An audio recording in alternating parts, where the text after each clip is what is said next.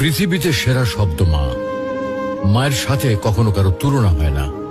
পাহাড় সমান ব্যথা বুকের মধ্যে চাপা দিয়ে হাসি মুখে মা আমাকে কোলে তুলে নিয়েছেন।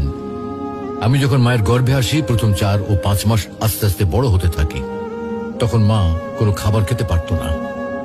রাত দিন সবসময় কষ্ট পেত। অসহ্য যন্ত্রণা ধারণ করেও মা কোনোদিন শব্দটিও উচ্চারণ করেনি। পরে 4 মাস যখন বড় হতে থাকি, তখন মায়ের পেটে আস্তে আস্তে নড়াচড়া করতে থাকি। কোনো সময় মায়ের পেটে লাথি মারার কারণে মা দাঁড়ানো অবস্থা থেকে বসে পড়ত। ব্যথা সহ্য করতে না পেরে বিছানায় শুয়ে এপিট-ওপিট করত। 10 মাস পর যখন এই পৃথিবীতে আসার সময় হয়, তখন শুরু হয় মায়ের সীমাহীন কষ্ট আর ব্যথা।